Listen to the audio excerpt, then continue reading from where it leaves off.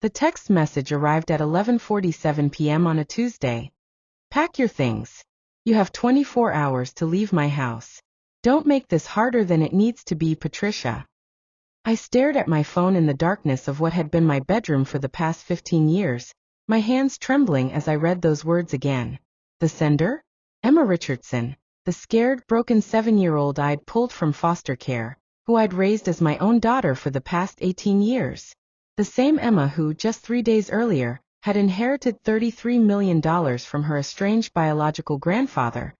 A man who'd never once visited her, never sent a birthday card, never acknowledged her existence until his lawyer called to read his will. If stories like this one hit you in the heart, and make you question everything you thought you knew about family loyalty, please subscribe to my channel right now. I share real stories of betrayal, redemption, and the strength we never knew we had. Let me take you back to where this all began, because you need to understand what I gave up to love this child. My name is Patricia Morgan, and 15 years ago, I was a 32-year-old social worker in Denver, Colorado, living in a modest 2-bedroom apartment and driving a Honda Civic that had seen better days. I wasn't wealthy, far from it. My annual salary barely cracked $38,000, but I had something money couldn't buy, a deep, aching desire to give a child the love and stability I'd never had growing up in the foster system myself. That's when I met Emma. She sat in the corner of the foster home's common room, clutching a stuffed elephant that had seen better days, her dark hair matted and her clothes 2 sizes too big. 7 years old, and she hadn't spoken a word in 3 months, not since the night her drug-addicted mother had abandoned her at a gas station in downtown Denver with nothing but that elephant and a note that said, "I can't do this anymore." The caseworker, Janet, whispered her story to me as we watched Emma from across the room. She's been through 4 homes in 6 months. The trauma runs deep. Most families want the easy cases, you know? The kids who bounce back quick, smile pretty for the adoption photos. But when Emma's eyes met mine across that room, something shifted inside me. Maybe it was recognition, one broken foster kid seeing another. Maybe it was destiny. All I knew was that this little girl needed me, and I needed her just as much. The adoption process took 18 months. 18 months of home visits, psychological evaluations, financial scrutiny, and court dates. I worked overtime shifts at the crisis center, sold my car and bought an even older one, moved to a smaller apartment to save money for the legal fees. My friends thought I was crazy. "Patricia," my sister Carol said during one of our rare phone calls, "you can barely take care of yourself. What are you thinking, taking on a damaged kid? Especially one who might never be normal?" But normal was overrated. I knew what it felt like to age out of the system with nobody to call family, nobody to come to your college graduation, nobody to call when life knocked you down. I wouldn't let that happen to Emma. The day the adoption was finalized, Emma spoke her first words to me in 9 months. "Are you really my mom now?" Her voice was barely a whisper, but it was the most beautiful sound I'd ever heard. "Yes, baby," I told her, tears streaming down my face as I held her close in that courthouse hallway. "I'm your mom and you're my daughter. Forever and always." From that day forward, I dedicated my entire life to healing this broken little girl. I took night classes to become a licensed clinical social worker, so I could better understand trauma and help her process what she'd been through. I learned about attachment disorders, PTSD in children, and specialized therapy techniques. When Emma had nightmares, which was almost every night for the first 2 years, I'd sit beside her bed until dawn, sometimes reading, sometimes just holding her hand. When she struggled in school because of learning delays caused by early childhood neglect, I hired tutors I couldn't afford and spent hours each night helping her with homework at our tiny kitchen table. I turned down promotions that would require travel because Emma needed stability. I ended a relationship with a good man named David, because Emma wasn't ready for me to share my attention. Every decision I made was filtered through one question: what's best for Emma? And slowly, beautifully, she blossomed. By age 10, she was reading above grade level. By 12, she was in advanced mathematics. By 14, she was taking college prep courses and talking about becoming a doctor. The scared, silent little girl had transformed into a brilliant, articulate young woman with dreams as big as the sky. "Mom," she told me the night before her high school graduation. I know you gave up everything for me. I promise I'll make it worth it someday. I'll take care of you when you're old, just like you took care of me. I believed her. God help me, I believed every word. Throughout those years, Emma occasionally mentioned her biological grandfather, William Richardson. She'd found some old documents in her mother's things. Letters he'd sent demanding paternity tests, legal papers where he'd contested the mother's claims for child support, newspaper clippings about his construction empire worth hundreds of millions. He never wanted me, Emma would say matter-of-factly. Mom tried to get money from him when I was little, but his lawyers made it clear that I wasn't welcome in the Richardson family legacy. I'd hold her close and promise her that it didn't matter, that we were our own family, that love mattered more than money or blood. And I meant it. Even when money was tight, which was often. Even when I had to choose between fixing the car or buying Emma the graphing calculator she needed for AP calculus. Even when I ate peanut butter sandwiches for dinner, so she could have proper meals, I never regretted my choice. Emma was my daughter in every way that mattered. I'd raised her, loved her, shaped her into the incredible young woman she'd become. Biology was just genetics. Family was what we'd built together through years of trust, sacrifice, and unconditional love. Or so I thought. The phone call came on a crisp October morning in 2023. Emma had just started her junior year at Colorado State University, studying pre-med with a full academic scholarship I'd helped her earn through years of dedicated studying. I was so proud I could barely contain myself. I was in my office at the Family Services Center where I now worked as a senior counselor, helping other families navigate adoption and foster care, when my phone rang. Ms. Morgan? This is Robert Kellerman from Kellerman Associates Law Firm. I'm calling regarding Emma Richardson. My blood ran cold. In my line of work, unexpected calls from lawyers usually meant tragedy, accidents, arrests, emergencies that shattered families in an instant. What's wrong? Is Emma okay? I managed to ask. Oh yes, she's fine. Actually, I'm calling with rather extraordinary news. Ms. Richardson is the sole beneficiary of her biological grandfather's estate. Mr. William Richardson passed away last month, and his will is quite specific. I felt the world tilt. William Richardson, the grandfather who'd rejected Emma, who'd made it clear she was unwanted, who'd never sent so much as a birthday card in 18 years, had died and left her something? I'm sorry, I think there's been a mistake, I said carefully. Emma's grandfather wanted nothing to do with her. He made that very clear years ago. Mr. Kellerman's voice was crisp, professional, with just a hint of something I couldn't quite identify. There's no mistake, Ms. Morgan. Mr. Richardson's will explicitly names Emma Richardson as his sole heir. The estate is valued at approximately $33 million, including properties, investments, and liquid assets. The phone slipped from my hand and clattered to the floor. $33 million. More money than I'd see in 10 lifetimes. More money than Emma and I had ever dreamed of. I picked up the phone with trembling hands. But why? Why now? He never acknowledged her existence. The will doesn't specify Mr. Richardson's motivations, the lawyer replied smoothly. It simply states that upon his death, all assets are to be transferred to Emma Richardson, age 20, currently residing in Fort Collins, Colorado. There are no conditions, no restrictions. It's hers outright. After I hung up, I sat in my office chair for nearly an hour, trying to process what this meant. Emma would never have to worry about student loans, never have to choose between dream jobs and practical salaries, never have to make the same sacrifices I'd made. She could become any kind of doctor she wanted. She could travel the world. She could buy a house, start her own family, build the kind of life I'd only been able to dream of giving her. I called her immediately. Mom. Emma's voice was breathless with excitement. Did someone call you too? Because the most insane thing just happened. Yes, baby, I know. Mr. Kellerman called me first. Emma, this is incredible. This changes everything for you. $33 million, Mom. Can you believe it? I keep saying the number out loud, and it doesn't feel real. We talked for 2 hours that day, making plans and dreaming together. Emma wanted to pay off my mortgage, buy me a new car, send me on the vacation to Italy I'd always talked about but never could afford. She talked about setting up a scholarship fund for other foster kids, about funding research into childhood trauma therapy. We're going to be okay now, Mom, she said, her voice thick with emotion. Better than okay. We're going to be amazing.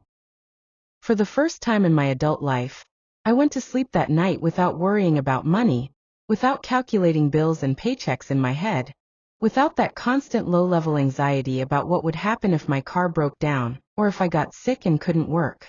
Emma was going to be rich. We were going to be okay. I should have known it was too good to be true. The legal transfer took 3 weeks to complete. During that time, Emma and I talked nearly every day about the windfall and what it would mean for our future.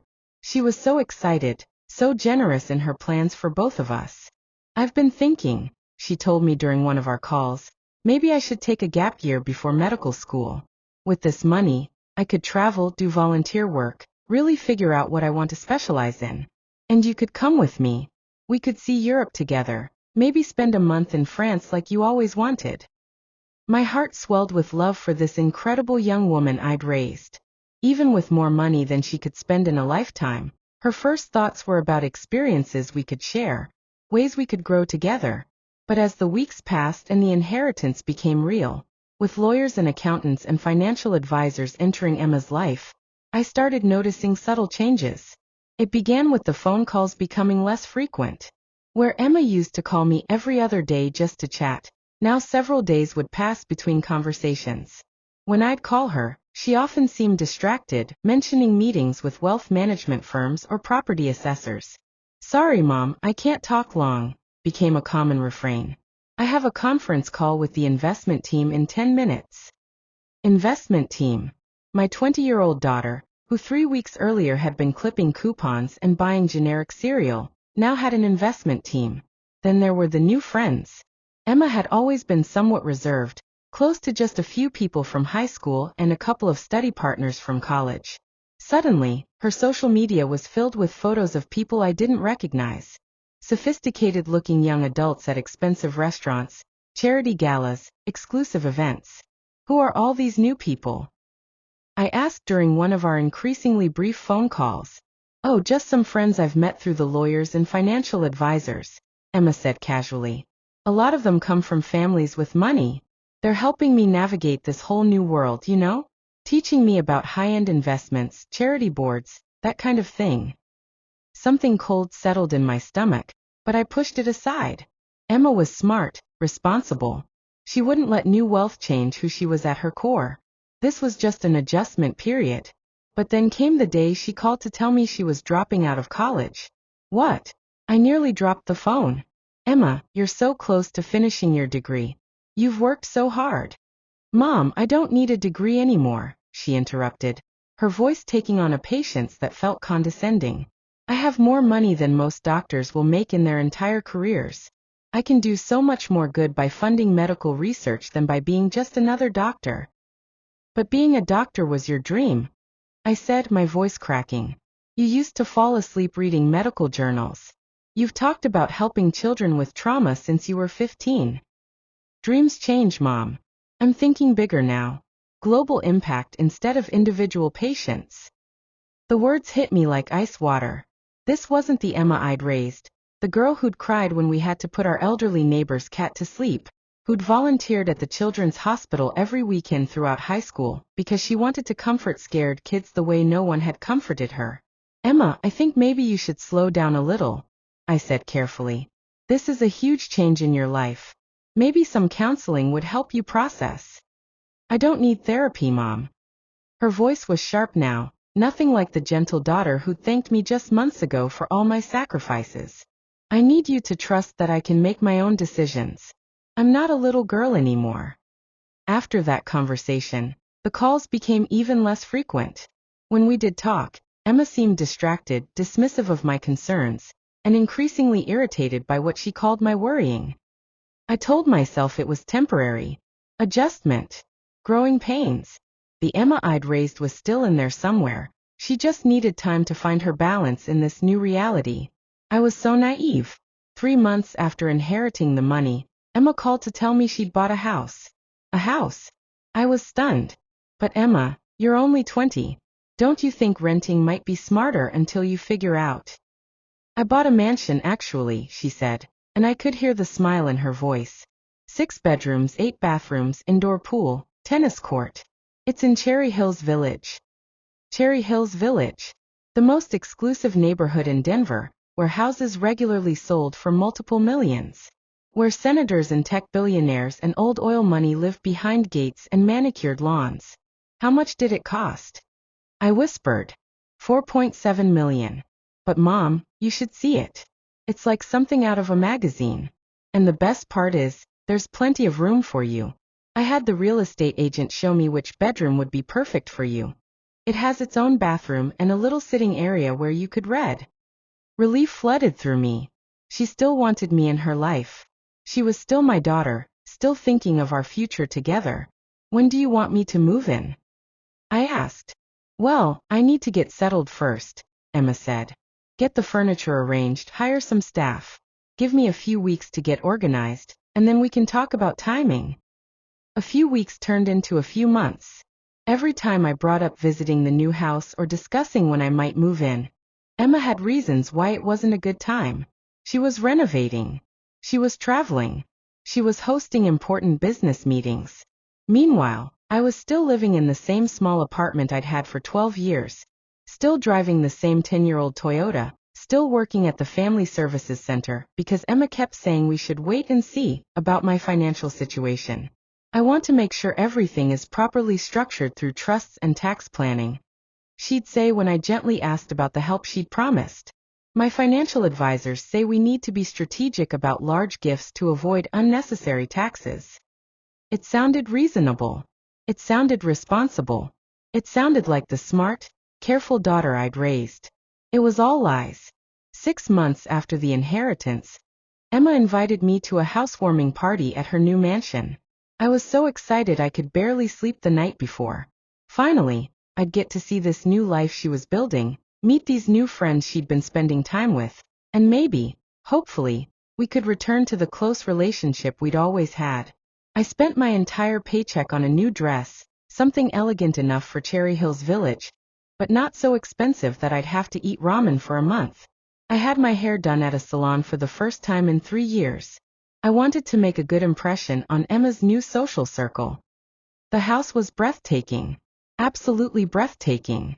I'd seen pictures of mansions in magazines, but standing in front of Emma's new home, I felt like I'd been transported into another world. The circular driveway could have fit 6 of my apartments. The front doors were massive wooden things that probably cost more than I made in a year. Emma answered the door herself, and for a moment, I barely recognized her. Her hair was professionally styled, her makeup was flawless, and she was wearing a dress that I was certain cost more than my monthly rent. She looked sophisticated, polished, beautiful. She also looked like a stranger. Mom. She hugged me, but it felt performative, like she was aware of being watched. You made it. Come in, come in. I can't wait for you to see everything. The interior was like something from a luxury magazine. Marble floors, crystal chandeliers, artwork that looked museum quality. Everything was perfect, coordinated, expensive. It was beautiful, but it felt cold somehow, like a showroom instead of a home. Emma, this is incredible, I breathed, turning in a slow circle in the foyer. You've built something amazing here. Thanks, she said, but she was already looking past me toward the living room where I could hear voices and laughter. Come on, let me introduce you to everyone. The party was in full swing, maybe 40 people scattered throughout the ground floor, all of them young, attractive, and expensively dressed. They held champagne glasses and spoke in the kind of confident, easy voices that come from never having worried about money. Everyone, Emma called out, her voice carrying easily over the conversation. I want you to meet my mom, Patricia. The word hit me strangely. Not my mother, or even just introducing me by name. My mom felt dismissive somehow, like introducing the family pet. But I pushed the feeling aside and smiled warmly as people approached to shake my hand and make polite conversation. That's when I started noticing things. So you're Emma's adoptive mother, said a young woman named Brittany, her tone carefully neutral. How nice that she still keeps in touch with you. Still keeps in touch with me? I was her mother, not a distant relative she occasionally called. And you work in social services? Asked a young man named Chad, his eyebrows raised slightly. How meaningful. I'm sure that must be very fulfilling, even if it's not particularly lucrative. The condescension was subtle but unmistakable. These people weren't just wealthy. They were the kind of wealthy that looked down on anyone who worked for a living, especially anyone who worked in public service. But the moment that really opened my eyes came when I overheard a conversation Emma was having with a group of her new friends near the kitchen. It's actually been harder than I expected, Emma was saying, her voice carrying that same patient tone she'd been using with me lately. Growing up in the system, then being adopted by someone who, well, let's just say the intellectual gap is significant. My blood went cold. The intellectual gap? I mean, Patricia is a lovely person, Emma continued. Very nurturing, very devoted. But she's just so limited in her thinking. She can't understand the kind of opportunities one have now, the level of sophistication required to move in these circles. She keeps trying to pull me back down to her level. Pull her back down to my level. I stood frozen by the archway, champagne glass trembling in my hand as my daughter, the little girl I'd rescued from foster care, the child I'd devoted my entire adult life to raising, described me like I was a burden she'd outgrown. You're being too generous, laughed one of her friends, a tall blonde woman dripping in jewelry. Blood is blood, Emma. You can't help where you came from, but you also can't let misplaced loyalty hold you back from where you're going. Exactly, agreed another voice. You've got to think about your legacy now. The Richardson name means something in this city. You can't let that be diluted by complications from your past. Complications from my past. That's what I'd become. I set my champagne glass down on the nearest table with shaking hands and walked toward the bathroom, needing a moment to process what I'd just heard. But as I passed Emma's home office, I noticed the door was slightly ajar and the light was on. I shouldn't have looked. I know I shouldn't have. But something compelled me to push the door open just a little wider. The office was as luxurious as the rest of the house. A massive mahogany desk, leather chairs, built-in bookcases filled with expensive-looking volumes. But what caught my attention were the framed photos on the desk. Not photos of us together. Not photos of her childhood or graduation, or any of the milestones we'd celebrated together. The frames held professional portraits of Emma with her new friends, Emma at charity galas, Emma cutting ribbons at business events. It was like I'd never existed. I was about to leave when I noticed a leather portfolio on the desk, partially open to what looked like legal documents. The letterhead read, Estate Planning Associates, and I could see Emma's name at the top of the page. I knew I shouldn't look. I knew it was a violation of privacy, but something deep in my gut was screaming that I needed to know what was in those documents. What I saw made my legs give out. It was a new will, Emma's will, and in the section marked Beneficiaries, my name was nowhere to be found. Instead, the primary beneficiaries were listed as the Emma Richardson Foundation for Underprivileged Youth and Colorado Children's Hospital. Noble causes, certainly, but what made my blood turn to ice were the handwritten notes in the margins, clearly in Emma's handwriting. Ensure no claims can be made by adoptive family members. Biological family research. Hire private investigator to locate potential Richardson relatives. Legal consultation. Breaking ties with pre-wealth relationships to avoid liability. Breaking ties with pre-wealth relationships.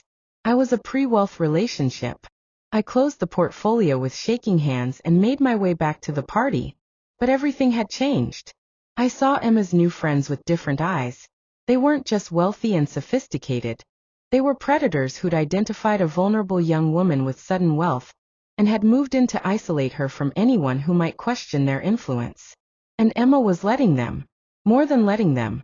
She was embracing it. I found Emma by the pool, laughing at something one of her new friends was saying, and I waited for a break in the conversation. Emma, could I speak with you privately for a moment? She looked annoyed, but she excused herself and followed me to a quiet corner of the living room. What's up, Mom? Is everything okay? I need to ask you something, and I need you to be honest with me, I said, my voice steadier than I felt. Are you planning to cut me out of your life? Emma's face went through several expressions: surprise, guilt, defensiveness, before settling on a mask of calm I'd never seen before. Mom, that's a dramatic way to put it. I'm just evolving, growing into the person I was meant to be. And sometimes that means making difficult choices about who fits into your new reality. Your new reality? I repeated. Emma, I'm your mother. I raised you. I devoted my entire life to you. You were wonderful to me when I was a child, Emma said, and her voice was gentle but distant. And I'll always be grateful for that. But I'm not a child anymore. I have different needs now, different goals. I need to surround myself with people who understand the world I'm moving into. And I don't understand that world. Emma looked uncomfortable, but she didn't deny it. Mom, you work in social services. You've never been to Europe, never owned a stock, never moved in professional circles. These people, she gestured toward her guests, they're helping me learn how to manage wealth responsibly, how to make a real impact in the world. I thought we were going to make that impact together, I whispered. We will, Emma said, but her eyes wouldn't meet mine, just differently than we originally planned. That night, I drove home to my small apartment in a daze. Everything I'd built my life on, everything I'd believed about the bond between Emma and me, felt like it was crumbling. But I wasn't ready to give up on my daughter. Not yet. I told myself that Emma was confused, influenced by people who didn't have her best interests at heart. The little girl who'd held my hand through nightmares, who'd cried when we had to rehome a stray cat, who'd promised to take care of me when I was old, that girl was still in there somewhere. I just had to find a way to reach her. I had no idea that it was already too late. The text message that shattered my world came 3 weeks after Emma's housewarming party. At 11:47 p.m. on a Tuesday in April 2024, I was already in bed, reading a novel and trying not to think about the fact that Emma hadn't returned my calls in 6 days, when my phone buzzed with the message that would change everything. Pack your things. You have 24 hours to leave my house. Don't make this harder than it needs to be, Patricia. I read it 3 times before my brain could process what I was seeing. Leave my house. I wasn't living in Emma's house. I was still in my same apartment I'd had for over a decade, still working at the Family Services Center, still waiting for the day Emma would make room for me in her new life. My hands shaking, I called her immediately. Emma, what are you talking about? What house? I'm in my apartment. Don't play dumb, Patricia. Emma's voice was cold, formal, nothing like the daughter I'd raised. I know you've been doing research into my inheritance. I know you've been asking questions about grandfather's will. My lawyers have advised me that you're positioning yourself to make a claim on my assets. What? I was completely bewildered. Emma, I haven't talked to any lawyers. I haven't researched anything. I don't know what you're talking about. The private investigator my team hired found records of you contacting the probate court, requesting copies of grandfather's estate documents, Emma said, her voice getting sharper. You also made inquiries about inheritance laws regarding adoptive parents' rights to biological family wealth. My mind reeled. Emma, I swear to you, I have never contacted any court. I have never spoken to any lawyers about your inheritance. Someone is lying to you. Stop. Emma's voice cut through my protests like a blade. Just stop. I know exactly what you're doing, Patricia. You gave me a sob story childhood, played the martyr for 18 years. And now you think you're entitled to cash in on my grandfather's money. Emma, please listen to me. No, you listen. For the first time, I heard real venom in my daughter's voice. I figured out your game. You saw a broken little girl in foster care, and you calculated that the investment of 18 years might pay off someday. Well, congratulations, Patricia. Your investment paid off beyond your wildest dreams. But I'm not stupid enough to let you steal what's rightfully mine. The accusation hit me like a physical blow. Emma, how can you say that? I loved you. I gave up everything for you. I chose you over careers, over relationships, over everything that mattered to me because you mattered to me.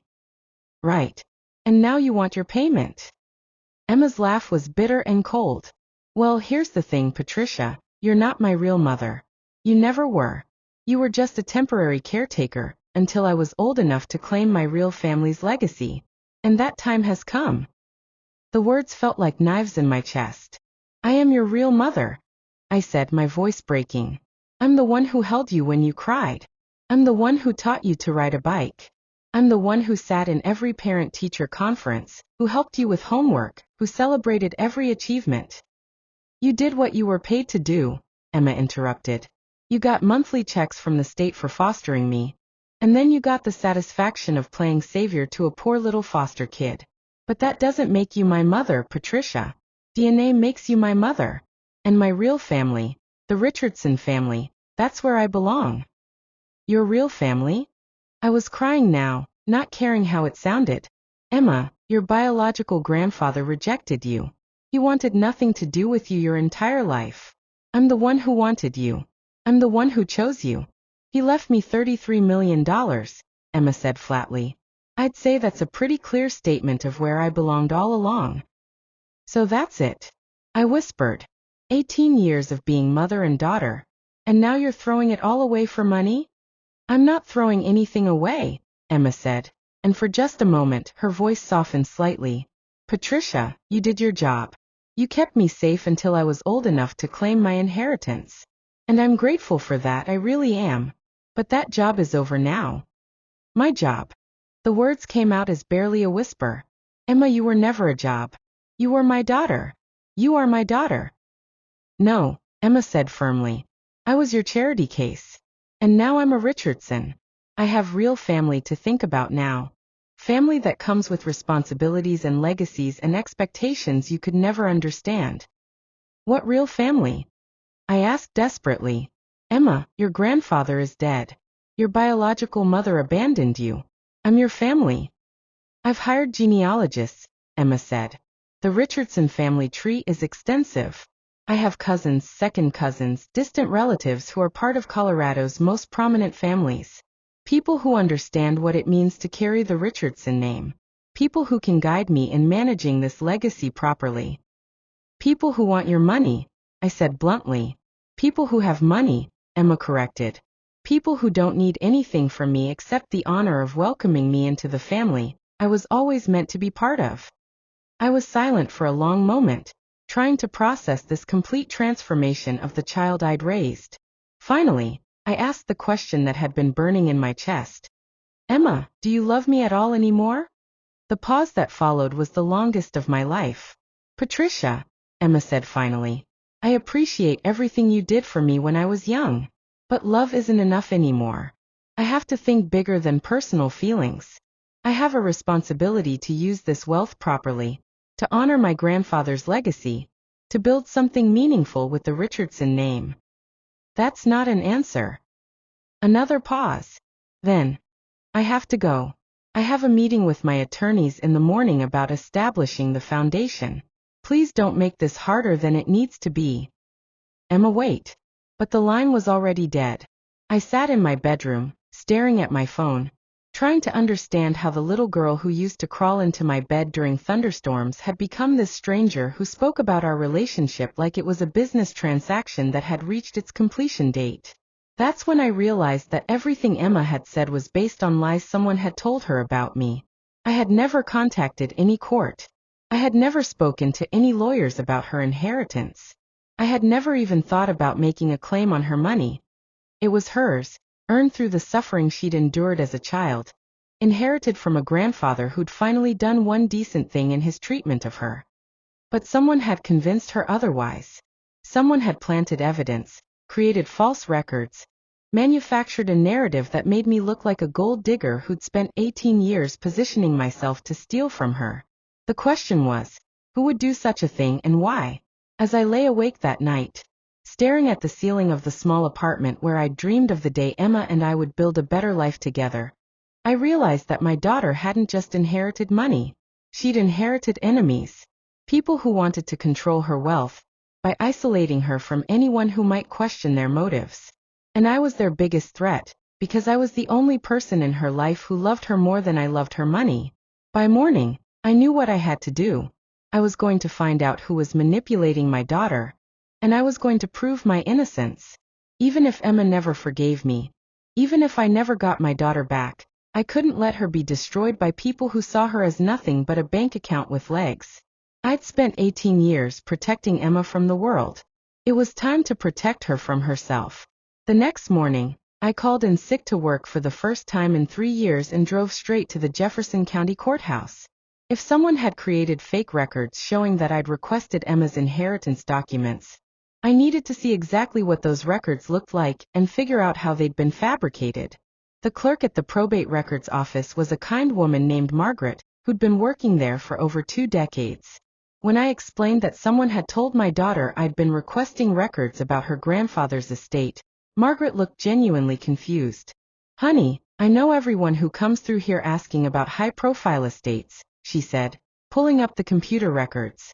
"William Richardson's will drew a lot of attention when it was filed. $33 million tends to do that.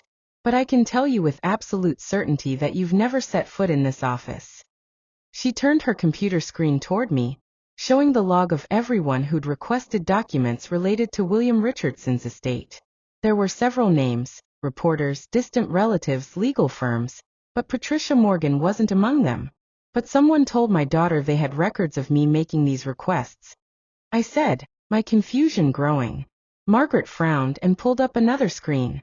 "Well, that's interesting," she said slowly. "There is a record here of someone claiming to represent Patricia Morgan requesting these documents. But look at this." She pointed to an entry dated 3 weeks earlier. The request had been made by phone by someone claiming to be Patricia Morgan's legal representative, and the documents had been sent to a P.O. box in downtown Denver. "I remember this call now," Margaret said. A man with a very professional voice said he was an attorney working on behalf of Patricia Morgan to review the Richardson estate for potential irregularities. He had your full name, your address, even your social security number. Everything checked out in the system. My blood ran cold. Someone had stolen my identity to request those documents, creating a paper trail that made it look like I was investigating Emma's inheritance. "Do you have the P.O. box information?" I asked. Margaret hesitated. "I probably shouldn't give out that information. But given that someone used your identity without permission, this might constitute fraud." She wrote down the P.O. box number and address. "You might want to file a police report about this." My next stop was the postal facility where the P.O. box was registered. The manager, a tired-looking man named Frank, initially refused to give me any information about who had rented the box. "Privacy laws," he said with a shrug. "Can't help you." But when I explained that someone had used my identity to rent the box and showed him my driver's license as proof of who I was, his attitude shifted. "Well, that's identity theft," Frank said, pulling up the rental records on his computer. "Box 447 was rented 3 months ago by a Patricia Morgan." He looked up at me with raised eyebrows. "Using an address that matches your driver's license. But the person who rented it definitely wasn't you." "How do you know?"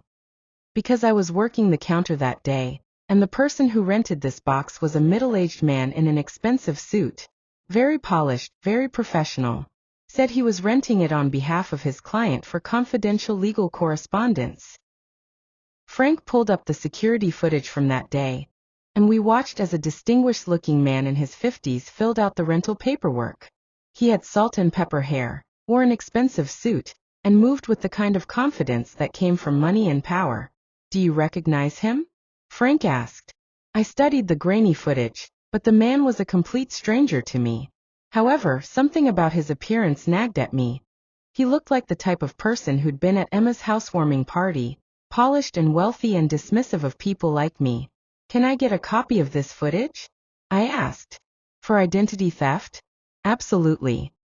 My third stop was the Denver Public Library, where I spent 4 hours researching everything I could find about Emma's new social circle. I started with the names I remembered from the housewarming party, and began building a web of connections. What I found was disturbing. Brittany Caldwell, the blonde woman who'd made the comment about blood being blood, was the daughter of Marcus Caldwell, a prominent Denver attorney who specialized in estate planning for wealthy families. Her social media showed her at dozens of charity events and high society gatherings, always positioned next to whoever was the wealthiest person in the room. Chad Morrison, the young man who'd condescended to me about my meaningful but not lucrative career, was the son of James Morrison, who owned one of Denver's largest investment firms. According to several news articles, the Morrison family had been involved in multiple scandals involving financial manipulation of wealthy widows and young inheritors. But the most interesting discovery was about a woman I barely remembered from the party, a sophisticated older woman named Victoria Sterling who'd been introduced to me as Emma's wealth management advisor. Victoria Sterling wasn't just a financial advisor. She was a specialist in what the industry euphemistically called inheritance optimization, helping wealthy families navigate complex estate laws to maximize their holdings. But several news articles from other states told a darker story. In Texas, Victoria Sterling had been investigated for allegedly manipulating a young oil heiress into cutting ties with her adoptive family, so that Sterling's firm could gain exclusive control over a $50 million inheritance. The case had been settled out of court. In California, Sterling had been accused of using false information to convince a tech entrepreneur's adopted son that his adoptive parents were plotting to steal his inheritance.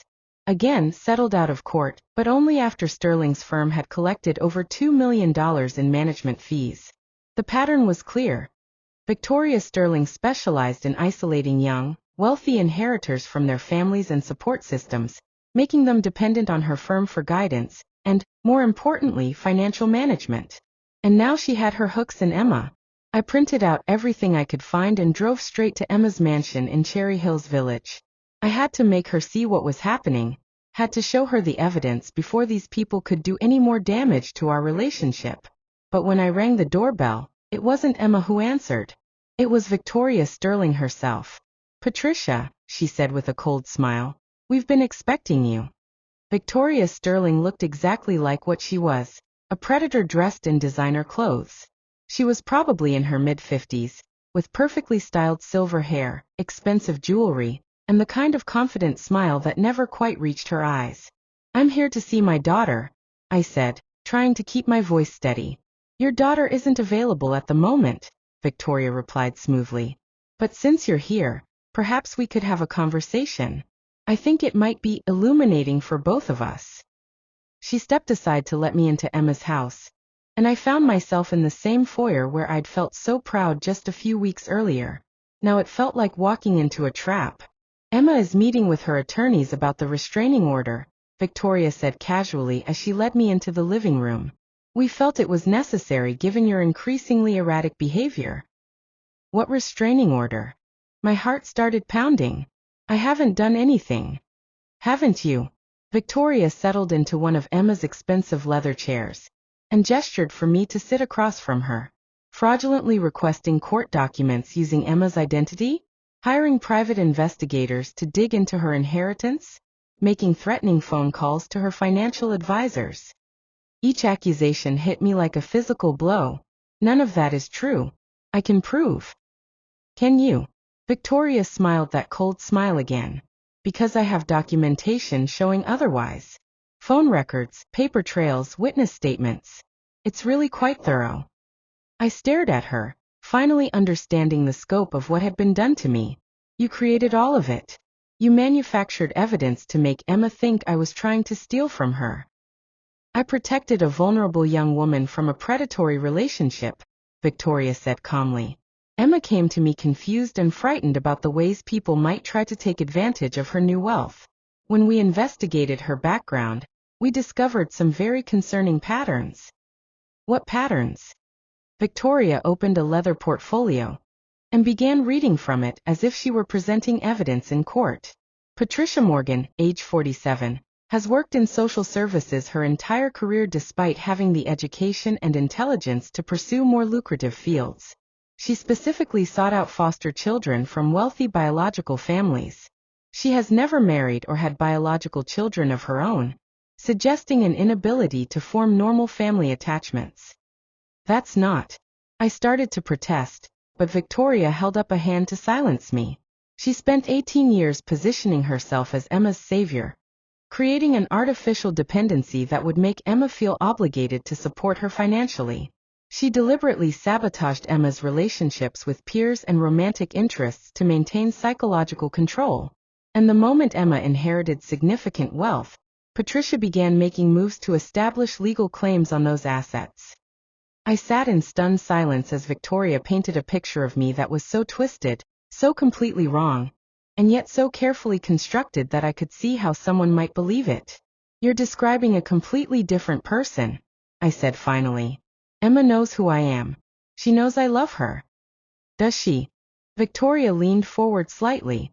Because from where I sit, Emma knows that you deliberately chose her because you researched her background and identified her as having wealthy biological family connections. She knows that you've spent 18 years making her feel guilty for every sacrifice you made, ensuring she'd feel obligated to pay you back someday.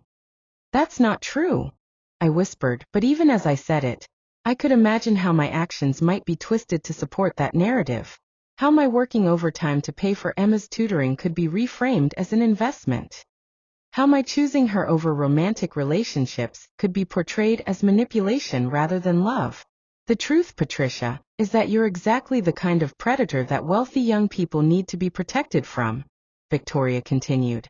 You identify vulnerable targets, invest years in creating false emotional bonds, and then cash in when the opportunity arises. If that's what you really believe, I said, my voice growing stronger, then why are you here talking to me instead of letting the restraining order handle it? For the first time, Victoria's composure cracked slightly. Excuse me. If I'm really the dangerous predator you're describing, why invite me in for a chat? Why not call the police the moment I showed up at the door? I leaned forward in my chair. Unless there's something you want from me. Victoria was quiet for a long moment, studying me with new interest. When she spoke again, her tone had shifted from condescending to businesslike. You're more perceptive than I gave you credit for, she said. Very well. Let's speak plainly. She closed the portfolio and set it aside. Emma Richardson is worth $33 million, but she's also young, inexperienced, and emotionally unstable due to her traumatic childhood. Without proper guidance, she could make decisions that would waste her inheritance or worse, put it at legal risk. Legal risk from what? Adoptive family members who might claim they're entitled to support or inheritance based on their years of sacrifice, Victoria said bluntly. It happens more often than you'd think. Young inheritors who feel guilty about their sudden wealth start writing checks to adoptive parents, former foster families, childhood friends, anyone who can make a compelling emotional appeal. The pieces were finally clicking into place. You're not protecting Emma from me, I said slowly. You're protecting her money from anyone who might have a legitimate emotional claim on her generosity. Victoria smiled, and this time it was genuine. Now you're beginning to understand. How much are you stealing from her? I prefer to think of it as management fees, Victoria said. My firm charges 3% annually for comprehensive wealth management services. On a $33 million portfolio, that's approximately $1 million per year. Over the next 20 years, assuming modest growth, we're looking at a very comfortable long-term relationship. $20 million. Victoria Sterling was planning to steal $20 million from my daughter over the next 2 decades, and the first step was isolating Emma from anyone who might question those fees, or suggest she could do better elsewhere. Emma's not stupid, I said. Eventually, she'll figure out what you're doing. Will she? Victoria shrugged. Patricia, you raised Emma from age 7 to 20. You know better than anyone how her childhood trauma affects her ability to trust her own judgment. She's spent her entire life looking for authority figures to tell her what to do and how to feel. I'm simply the latest in a long line of people she's turned to for guidance. I never told Emma what to think, I protested. I encouraged her to make her own decisions. Did you? Or did you create an environment where she felt so guilty about your sacrifices that she never felt free to choose anything that might disappoint you?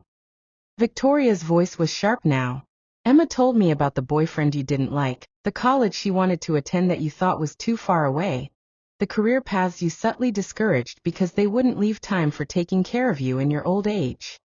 Each accusation felt like a knife in my chest, because there was just enough truth in them to sting. I had worried when Emma dated boys I thought were wrong for her. I had been sad when she considered colleges on the East Coast.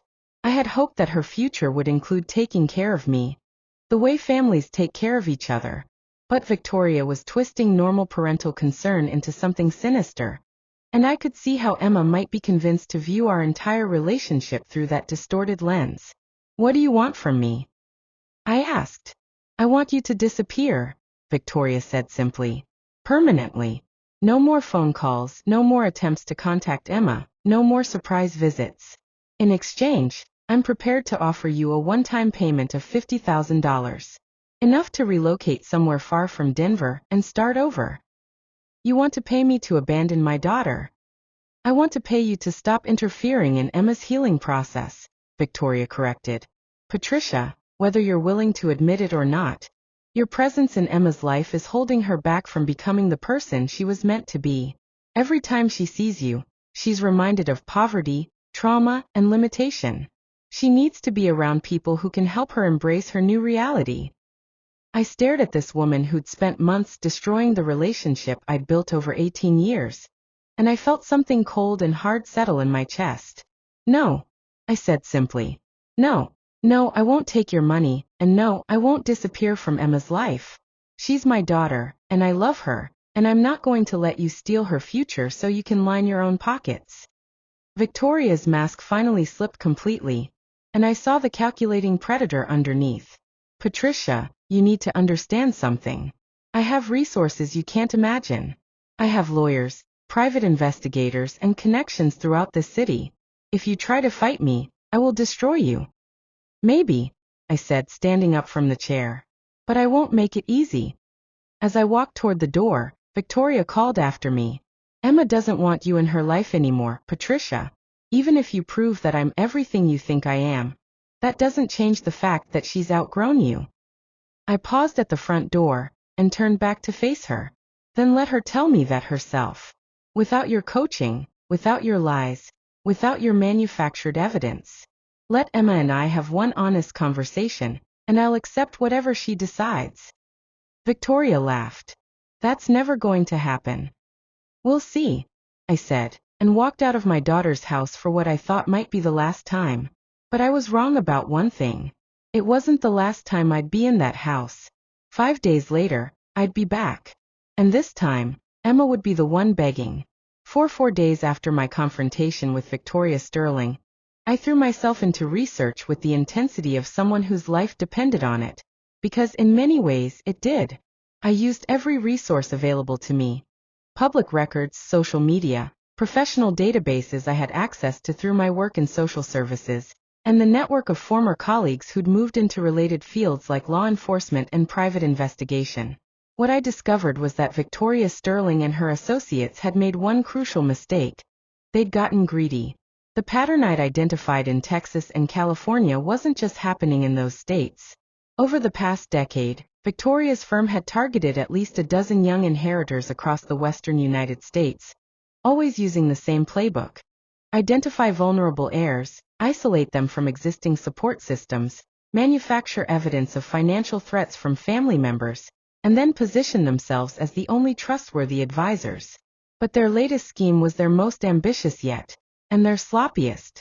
Through a contact who worked for the Colorado Attorney General's office, I learned that Emma wasn't their only current target in Denver.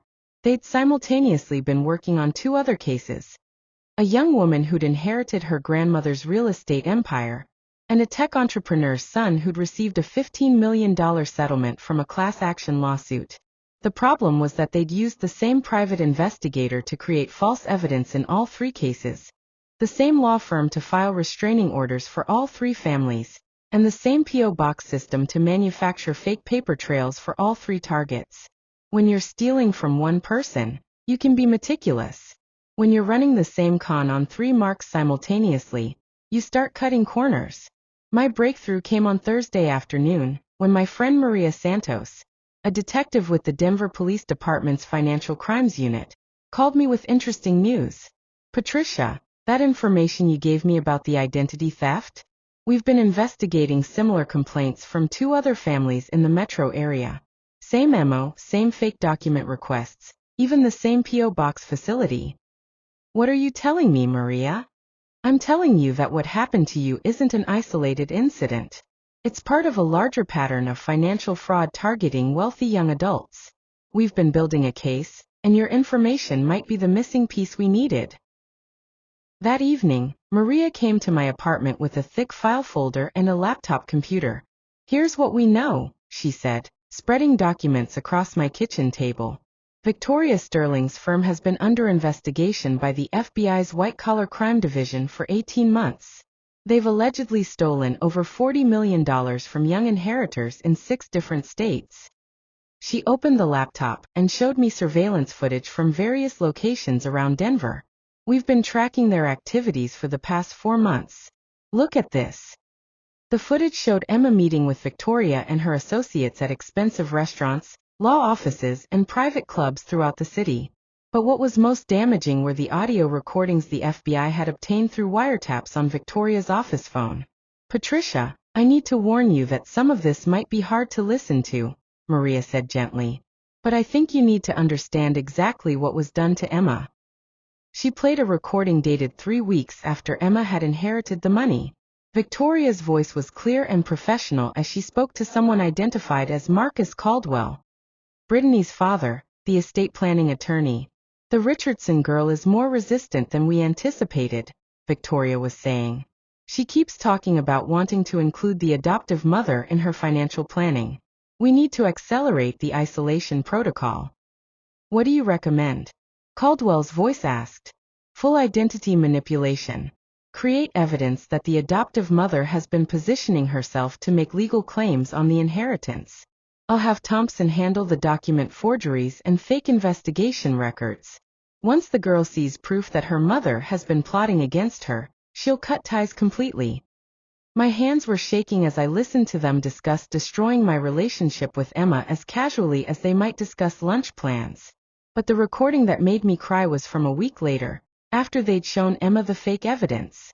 The Richardson girl is fully on board now, Victoria reported.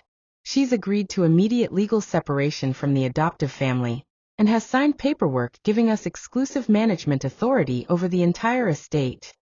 What about the emotional attachment? Another voice asked. Sometimes these trauma victims backslide when they start feeling guilty. We've prepared for that, Victoria said. I've convinced her that maintaining contact with the adoptive mother would be psychologically damaging, reopening old wounds, preventing her from embracing her true identity as a Richardson. She actually thanked me for helping her see how unhealthy the relationship had become. I had to pause the recording because I was sobbing too hard to hear clearly.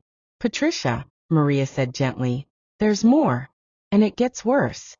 The next recording was from just 2 days earlier. Victoria was talking to someone about Emma's increasing doubts. She's been asking questions about the management fees, Victoria said, sounding slightly worried. Wanting itemized reports, comparing our rates to other firms. The adoptive mother obviously raised her to be more financially literate than we realized. Can we contain it? I think so, but we may need to accelerate the timeline. I'm recommending we move the bulk of her liquid assets offshore within the next month, before she has time to seek outside financial advice. Offshore. The other voice sounded surprised. That's a significant step. It's necessary. Once the money is in our Cayman Islands accounts, it will take years of international litigation to recover it, if it can be recovered at all. By then, we'll have extracted our full management fees and moved on to other opportunities. They weren't just planning to steal Emma's annual management fees. They were planning to steal everything and disappear. Maria, I said, wiping my eyes. When are you arresting them? Tomorrow morning, she said. FBI agents will simultaneously hit Victoria's office, Marcus Caldwell's law firm, and the private investigator's office. We'll have enough evidence to charge them with wire fraud, identity theft, money laundering, and conspiracy. What about Emma? What happens to her? Maria looked uncomfortable. Patricia, Emma isn't considered a victim in this case.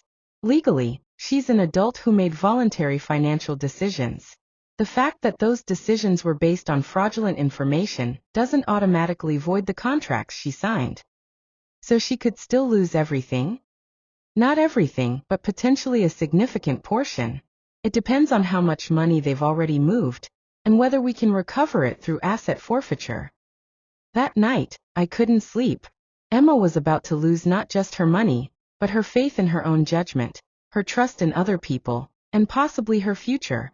And she was going to go through it alone, because Victoria Sterling had successfully convinced her that I was her enemy. I made a decision that I knew might backfire spectacularly. At 6 a.m. on Friday morning, I drove to Emma's house and waited in my car across the street. I was going to be there when the FBI arrested Victoria Sterling. I was going to be there when Emma's world fell apart for the second time in her young life. And this time, whether she wanted me or not, I wasn't going to let her face it alone. I'd been parked across from Emma's house for 2 hours when the FBI convoy arrived. 4 black SUVs moving with the kind of coordinated precision that told you this was serious federal business. I watched through my windshield as agents in bulletproof vests surrounded the house, some taking positions at the back gates while others approached the front door. My heart was pounding so hard I could hear it in my ears. Agent Sarah Chun, the lead investigator Maria had introduced me to, knocked on Emma's front door at exactly 8 a.m. I could see Emma answer the door in her robe, her face confused and frightened as Agent Chun showed her credentials and explained that they had warrants for Victoria Sterling's arrest and for searching any premises where financial documents related to Emma's estate might be located. I couldn't hear the conversation from across the street, but I could see Emma's body language change from confusion to shock to what looked like physical illness. She doubled over slightly, one hand pressed to her stomach, as Agent Chun continued talking. That's when Victoria Sterling's silver Mercedes pulled into the driveway. Victoria got out of her car looking as composed and professional as always, carrying her leather briefcase and checking her phone. She walked up Emma's front steps with complete confidence, clearly having no idea what was waiting for her. The moment she saw the FBI agents, Victoria went completely still. For about 5 seconds, she looked like she was calculating whether she could get back to her car and drive away. But then Agent Chun stepped forward with the handcuffs, and Victoria's shoulders sagged in defeat. Victoria Sterling, you're under arrest for wire fraud, money laundering, conspiracy, and identity theft. Agent Chun's voice carried clearly across the quiet street. You have the right to remain silent. Emma was standing in her doorway watching her trusted financial advisor get handcuffed on her front steps, and I could see her physically shaking even from my car across the street. That's when Victoria did something that made my blood boil. As Agent Chun was walking her toward the SUV, Victoria turned back to Emma and called out, "Emma, don't believe anything they tell you. Patricia Morgan orchestrated this whole thing to get her hands on your money. She's working with the FBI to frame me." Even while being arrested for fraud, Victoria was still trying to manipulate my daughter. I couldn't stand it anymore. I got out of my car and walked across the street. "Emma," I called out as I approached the driveway. She spun around and saw me, and the look on her face was a mixture of betrayal, confusion, and something that might have been relief. "You," she whispered. "You did this. You called the FBI." Agent Chun looked at me and nodded slightly. "Ms. Morgan, thank you for your cooperation with this investigation. Ms. Richardson, your adoptive mother's information was crucial in helping us build the case against Ms. Sterling and her associates." Adoptive mother? Emma's voice cracked. We're not." She looked between Agent Chun and me, clearly struggling to process what was happening. "Ms. Richardson," Agent Chun said gently, "I think you should sit down. We have a lot to explain to you, and some of it is going to be very difficult to hear." For the next 3 hours, I sat beside Emma on her living room couch as FBI agents walked her through the evidence they'd gathered. The fake documents, the recorded phone conversations, the manufactured identity theft, the offshore accounts where Victoria had been planning to hide her money. Emma listened in stunned silence as Agent Chun played the recording where Victoria discussed acceleration of the isolation protocol and using full identity manipulation to turn Emma against me. When the recording reached the part where Victoria talked about preventing Emma from backsliding due to emotional attachment to her adoptive family, Emma started crying. "She made me believe." Emma's voice was barely a whisper. "She showed me documents proving that you were trying to steal from me. Phone records of you calling lawyers about my inheritance. Bank statements showing you'd hired private investigators. All fabricated," Agent Chun confirmed.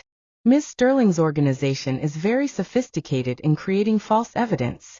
You're not the first young inheritor to be deceived by their methods." "How much?"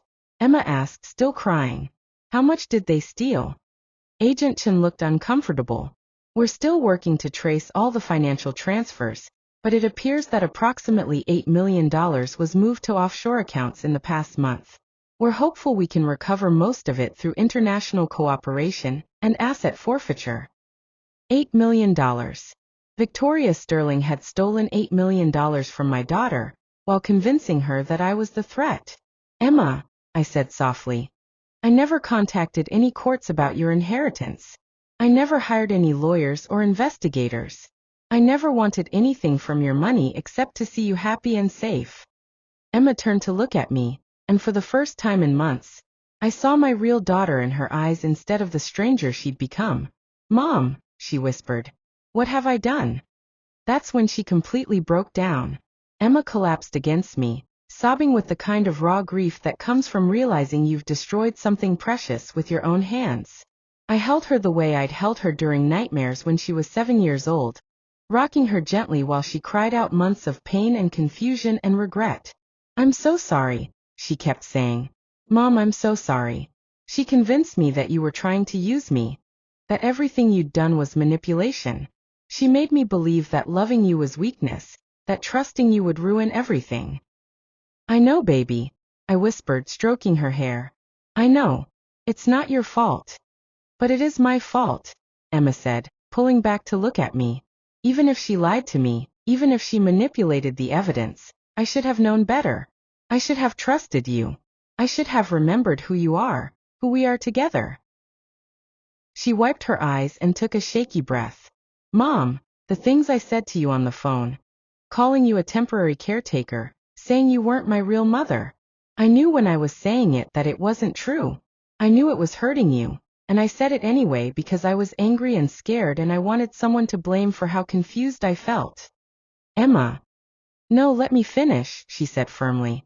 For the past 6 months, I've been so overwhelmed by having money, by people treating me differently, by suddenly having all these choices and opportunities. And instead of talking to you about it, instead of trusting the person who'd guided me through every other difficult thing in my life, I let strangers convince me that you were the problem. She stood up and walked to the window, looking out at the street where neighbors had gathered to watch the FBI activity. The worst part, Emma said quietly, is that deep down, I knew something was wrong. When Victoria would talk about you, when she'd show me evidence of your supposed betrayal, there was always this voice in my head saying, this doesn't sound like Mom. But I ignored it because believing her lies was easier than facing how scared I was of having so much responsibility. She turned back to me. Mom, I need you to know that even when I was saying horrible things, even when I was acting like you meant nothing to me, I never stopped loving you. I never stopped needing you. I got lost. I walked over and put my arms around her. You were manipulated by professionals, Emma. People who've spent years perfecting techniques to isolate young inheritors from their support systems. You're not the first person to fall for their methods, and unfortunately, you won't be the last. Will you forgive me? Emma asked, her voice small and uncertain like it had been when she was 7 years old, and afraid she'd done something unforgivably wrong. Emma, there's nothing to forgive, I said firmly. You're my daughter. You've always been my daughter, and you always will be my daughter. That doesn't change because you made some mistakes while dealing with an impossible situation. Even after everything I said? Even after I kicked you out of my life and chose money over family? You never chose money over family, I corrected her. You were tricked into believing that protecting your money required cutting ties with family. That's completely different. Emma hugged me tighter than she had since she was a child. I missed you so much, Mom. Every single day. I missed talking to you, missed your advice, missed feeling like someone in the world loved me just for being me instead of for what I could do for them. I love you for exactly who you are, I told her. Rich or poor, brilliant or struggling, making good choices or bad ones. You're my daughter, and that love doesn't come with conditions or expiration dates. We stood there holding each other in the living room of her expensive house, surrounded by FBI agents and evidence of betrayal. And for the first time in 6 months, we were mother and daughter again. But our reunion was interrupted by Agent Chen, who approached us with a concerned expression. Ms. Richardson, I'm afraid there's something else we need to discuss. Something we discovered in Victoria Sterling's files that's unusual. Emma and I exchanged worried glances. What is it? Emma asked. It's about your biological grandfather's will, Agent Chen said carefully. We found evidence that Victoria Sterling may have been involved in influencing your inheritance. The room went completely silent. What do you mean influencing? I asked. Agent Chen looked uncomfortable. We found correspondence between Victoria Sterling and William Richardson's estate attorney dating back 2 years, long before Mr. Richardson's death. It appears that Victoria may have encouraged Mr. Richardson to include Emma in his will as part of a long-term strategy to gain control over his estate. Emma sat down heavily in the nearest chair.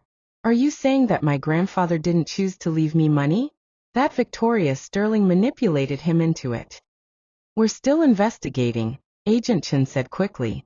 But the correspondence suggests that Victoria Sterling identified Emma as Mr. Richardson's biological granddaughter, and approached his legal team with a proposal to reunite him with his estranged family before his death. Oh my God, Emma whispered. So even the inheritance itself was part of her plan? It appears so. Victoria Sterling has been planning to steal from Emma for over 2 years, long before Emma knew she had any connection to the Richardson family. I felt sick. Not only had Victoria Sterling stolen Emma's money and destroyed our relationship, she'd orchestrated the entire situation from the beginning. Emma hadn't just inherited money and then been targeted by criminals. She'd been targeted by criminals who had manipulated events to create the inheritance in the first place. So what happens now? Emma asked. Now, Agent Chen said, we continue our investigation. We work to recover as much of your stolen money as possible, and you decide how you want to move forward with your life. Emma looked at me. How we want to move forward with our lives, she corrected. If your mom is willing, Agent Chen said with a slight smile. Emma turned to face me fully. Mom, I know I have no right to ask this after everything I put you through, but would you help me figure out how to handle all this? The legal stuff, the financial recovery, deciding what to do about the money that's left. Emma, you don't have to ask. Of course I'll help you. Even though I'm probably going to need a lot of help, even though I clearly have terrible judgment about people and money. I smiled at my daughter, really smiled, for the first time in months. Especially then. Thanks for listening. Don't forget to subscribe and feel free to share your stories in the comment section.